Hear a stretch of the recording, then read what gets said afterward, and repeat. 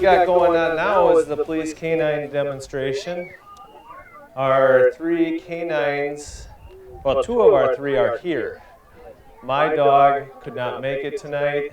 He wanted to send his apologies, but I have to get a new car, so my other car is being torn apart right now, and I can't put him in a regular car or else he'll tear that apart. So we have 3 dogs in our department, and 2 of them are here. K-9 Otis and Seeger are both here. Seeger being the veteran on our department right now. Brooke Jennings is his handler, and then Otis, John Jorgensen, is his handler. They're both males. I'll let them do a little intro on their own dogs, but I'll talk about mine. Mine's the new guy on the department. He's not new, but he's 3.5 years old. And if I didn't introduce myself, I'm Tom Gray. I've been on the department for going on 12 years in December. And this is my second dog. If any of you have been here in the past, maybe 3-4 years ago, you would have remembered my dog Tasco. I don't know if anybody remembers Tasco. He was my best buddy back in the day, but he unfortunately passed away. And our chief was good enough to let me do it again. So I have K-9 Yager. Yager is 3.5. He was imported out of the Czech Republic, and St. Paul Police Department actually flew over and handpicked him for me. So very grateful, fun dog, love him, and he really regrets not being here, and I regret him not being here because I love doing this just as much as he does. So I'm going to looks like Officer Jorgensen's going to talk a little bit about his dog Otis. So if anybody's having trouble hearing me, let me know. I think I'm talking plenty loud. Everybody else says I talk too loud, but I'll let, as we call him, Jorgie, talk about Otis. Hi everyone. I'm John Jorgensen. I've been an officer with Roseville going on 18 years now. And like Officer Gray, I've been lucky enough to get a second dog with the police department. Sometimes he misses. My first dog was K-9 Major. I worked him for 8 years. And then Otis and I have been on the street about, it's good to hear some applause. Otis and I have been on the street. This is our 3rd summer. He's a mixed breed dog, Belgian Malinois, and a German Shepherd dog. Some of you have maybe seen the new movie that's out with the military working dog called Max. He's a Belgian Malinois. You can see that Otis is kind of high drive. He's always excited, doesn't like to sit still. Otis is a dual-purpose canine, as we call him. He's trained in patrol work and in narcotics detection. You'll get to see a little bit of both of that tonight. And I'm going to let Officer Jennings bring out her partner and tell you a little bit about them.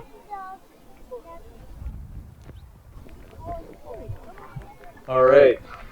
So as you can see, we got 2 different style vehicles also. John Jorgensen has a Tahoe, which is being retired in a few months, and he'll be driving a Charger just like we do. So I have a Charger also.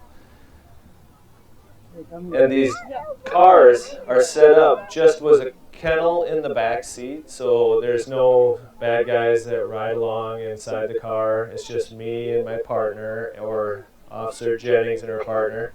And she has a little button on her belt that she can push that opens the door so the dog can get out. So if I'm in front of my car or she's in front of her car and she needs the dog, she can push a button, dog can pop out and come rescue her or save the day.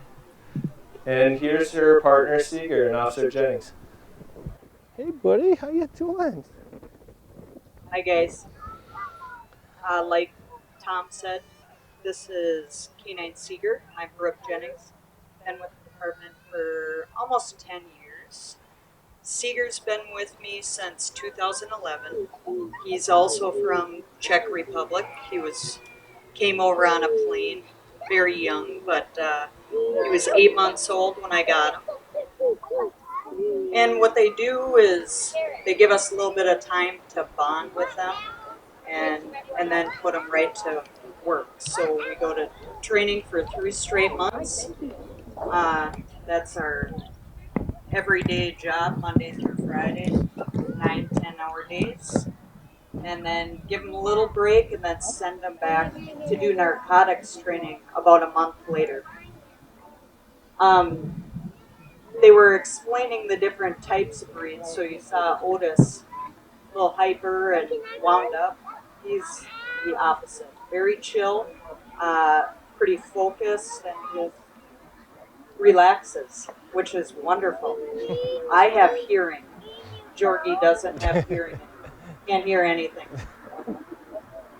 Agreed. What we're going to do is a few little demonstrations for you. We'll do some fun stuff with the dogs, keep it lighthearted for them. You'll see some cool tricks, and we'll do a little question answer session later. All right. So the first thing we're going to do is called agility. We all have to certify every year, and this is just a little portion of it. Okay. Well, sounds like Seeger's going to run through with Brooke. She'll be doing the hurdles first, then it's called the broad jump, which is the next one, and then the next one is the crawl. I'll let her do it without me talking.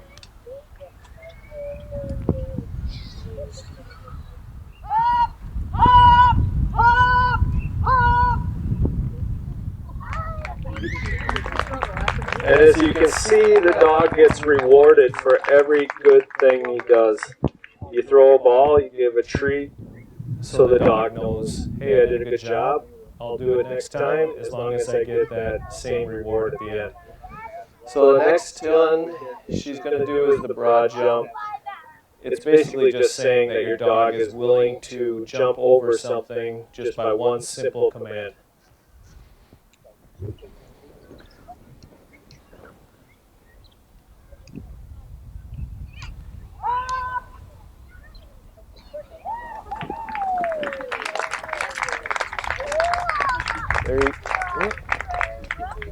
There you go, another reward.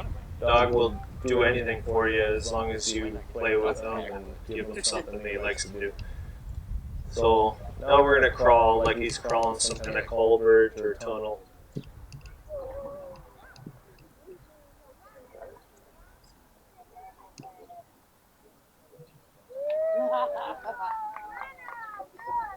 And that's what we call a finish. The dog is supposed to come right back to you and heel and wait for the command to release. The release is actually to go out and play with the ball.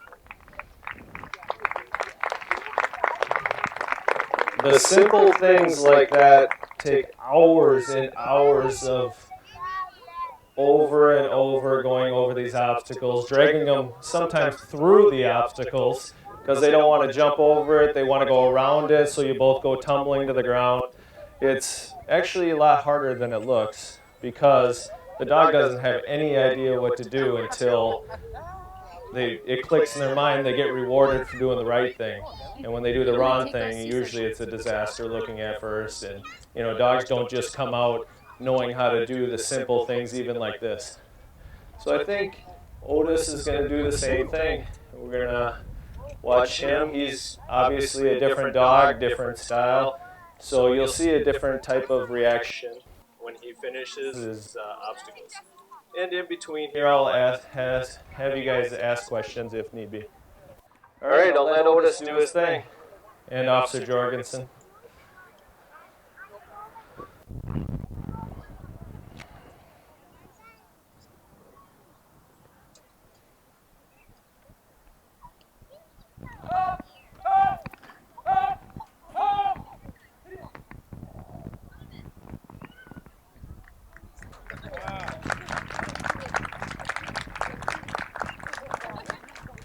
All right, you see he's got a camera on his back, so we're going to have cool video of him jumping over things.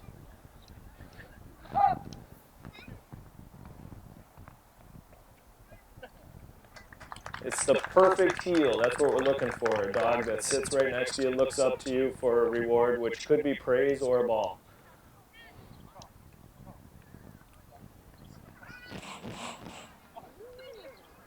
I think the camera might need to be replaced after that. Hit the top of that pretty hard. Look how fast he is.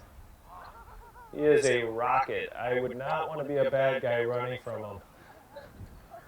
You'll see that in a little while. He's going to be chasing after a bad guy. What if our dog gets stuck in something? Well, wherever our dog goes, we have to go. And I've been in some dirty spots with my dog. And I've come out muddy and wet and disgusting. So wherever my dog is, if he's stuck, guess where I'm going? Getting him. All right, so right now we got another exercise coming up.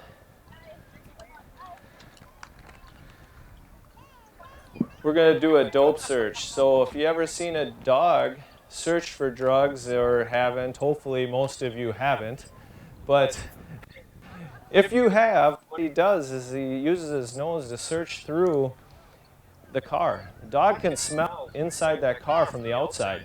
He can smell inside the engine compartment. He can smell around the car. And when he smells and finds, he sits. The dog is passive, they call it, so he doesn't scratch up stuff. You see how he's sitting right there? He's pointing. He's pointing where that drug is. The drug is up in that corner, right in the headlight area. So when he finds it, he goes, whoop, here it is, and he'll sit down. So it's actually pretty impressive to see a dog be able to walk around a car and find drugs that are inside of it. So it's not that impressive to watch, but it is amazing. It takes us 6 weeks of training just to get a dog to do that and find them. And that's just the basics.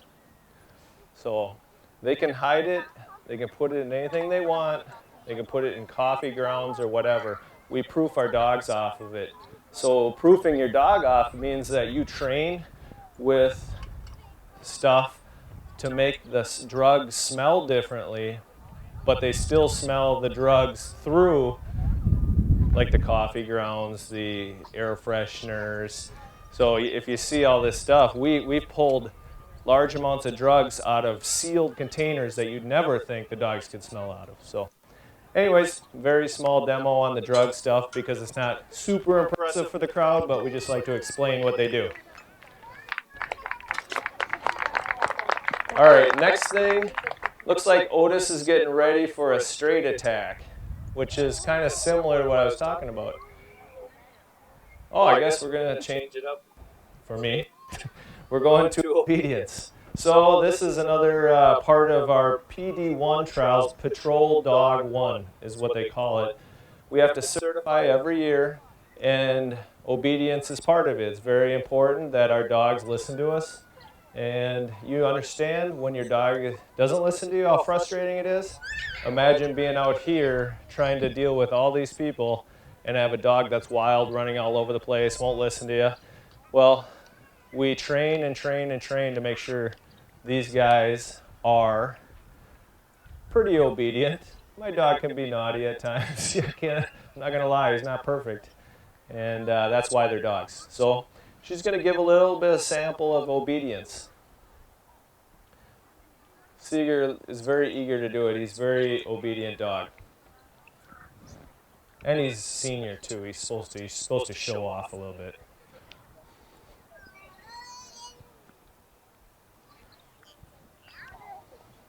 Looks like he's got a camera on too. At the end, I'll get more questions. I know it's hard to think of questions while we're doing this. So I don't know. We're going to start on healing pattern. We're going to mess around. So it's just a combination of a bunch of stuff. You'll see the dog sitting when she tells him to sit down, just at random times. So like if we're searching for somebody who wants to stay, we'll just tell them to lay down.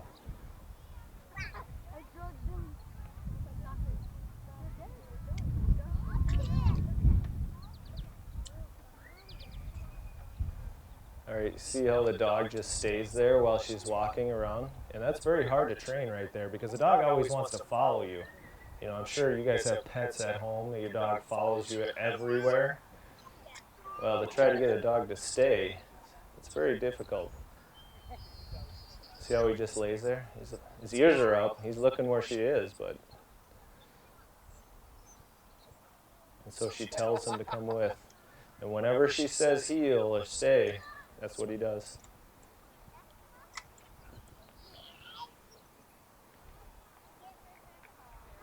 And that's, you see that hand movement to the side?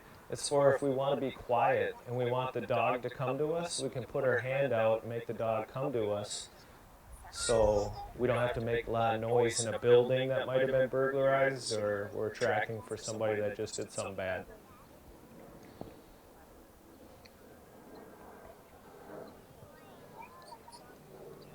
All right, looks like we're doing distance.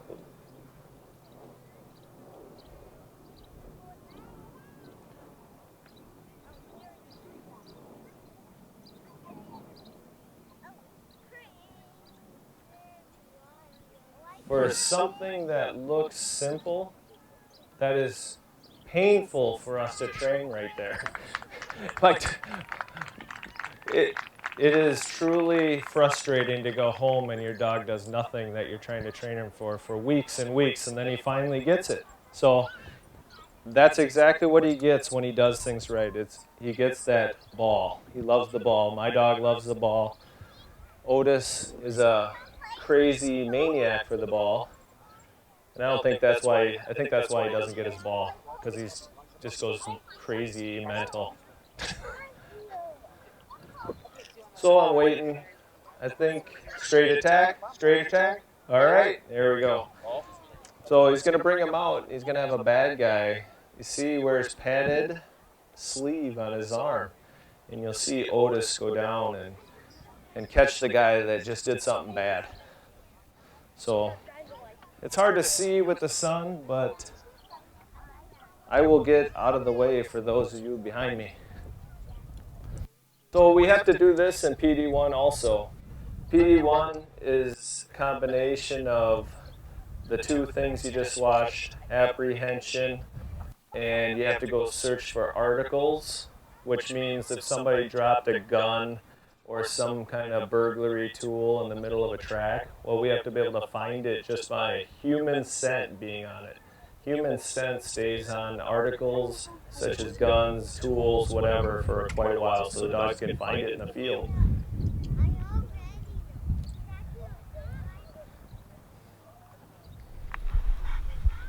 So I'm sure Otis has figured this out. There's something going on, and you'll see how fast he is when he's going after somebody, not just the ball. He gets pretty excited. So we'll see. Hopefully Jason, Officer Gurman, doesn't fall down. I would hate to see him fall down. We'll see. He's been pretty fleet of foot, but I think Otis might do a good job on him. There he goes. Watch out. Look out, Jace. Oh, he held it. I would hate to be somebody without a sleeve. We train on the arm because of convenience, but that's not where they're trained to apprehend. They apprehend anywhere. We obviously don't train anywhere in the head or anything like that, or any places that are potentially lethal. But they will apprehend on the legs, they will apprehend on the sides, arms. So this is very, very minimal amount of police work. Most of it's just locating. So we have to in PD1 trials. It just shows control. We give a pat down at the end so that it shows that even after an apprehension, our dog will stay still and let us leave him, pat the person down, and stay where he's supposed to stay. Even though they're super excited, they want to stay on that bad guy, we have enough control over them to get them to stay and still search the person or handcuff them. So let's just say I'm the only guy involved in this situation where he has to come out of the car. 1 second.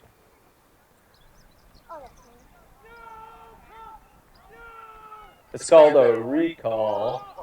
Uh-oh, there, Jason gets to take another bite.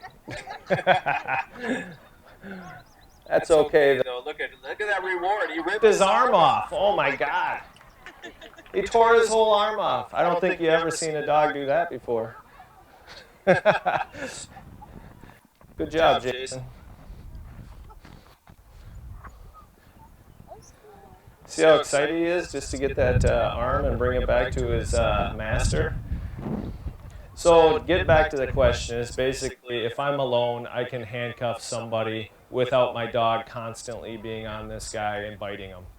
It's to be able to remove them, set them down, handcuff somebody, and then still have them sitting there either barking at him or watching him. So that's why we handcuff them away from the bad guy and pat him down just to show the dog can stay away without apprehending again.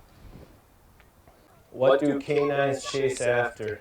Well, we try to not get them chase after rabbits or squirrels, but you know, they are still animals, so they'll chase after that. I've been on a track where my dog is like pulling me, and we come to a rabbit that takes off.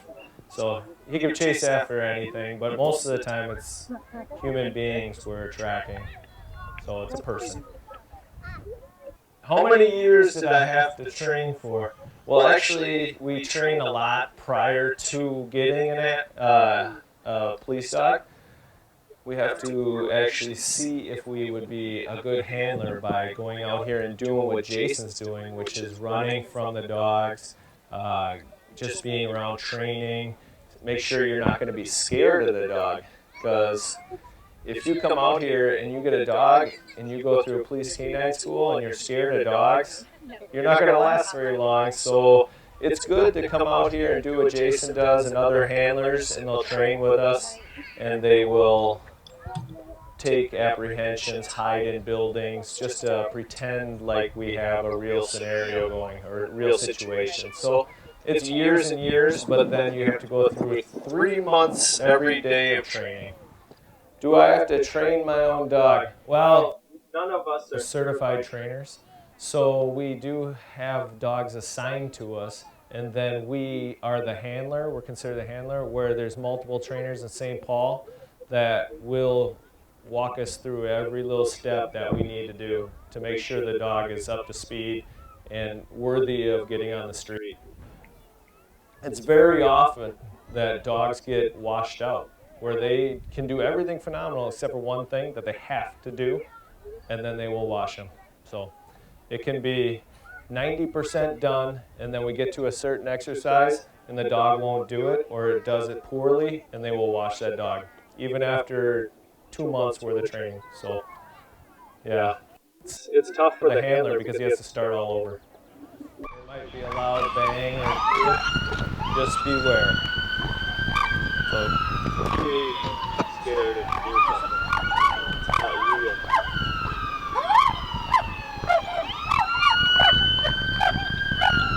Okay, so this bad guy is not stopping right away, and he has a siren going. So obviously, there's something going on.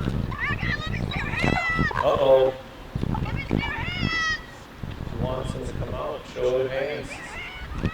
I don't think Jason's complying with this. No, he's not. There he goes. All right, he got him. He sees these joggers over here. I'm glad we have them. That could have been a little interesting. Well, see how he does? Now he complies, but he holds on. So that he can go up and catch him or wait till another officer gets there. So he's excited. He doesn't want to come off it. If you get your toy and then 30 seconds later your mom says, nope, you can't have that toy, you're not going to be happy, are you? Well, that's what's happening here. It's his toy. All right. Way to go, Seeger. So that bite suit, it's all done in fun. This isn't done in anger or make the dog do something that he's angry about. You'll see his tail is wagging, which means this is a fun game. We make everything fun in games. It's nothing to do with the aggression. Everything is fun. Where do the retired dogs go? Well, that's every handler's preference. To other families have taken them on. There's rescue places that like police canines, because sometimes when you take another dog on, let's say you get a second dog after that one, they don't like each other. One of them's dominant over the other, and the older dog can't handle it. The young guys are going after him all the time, and it's bad for his health. So sometimes other families or other ex-handlers will take that dog and keep him while you got a new dog. Most of the time they stay with us though. So we get to keep our dogs. The city sells them to us for the huge amount of $1. $1, I get a police canine that costs $10,000 from the Czech Republic, and I get them for $1. So it's a good deal. Just give me a second. I'm going to hand it to my partner. I'm sure you're all tired of my voice after this long. Thanks for listening to me.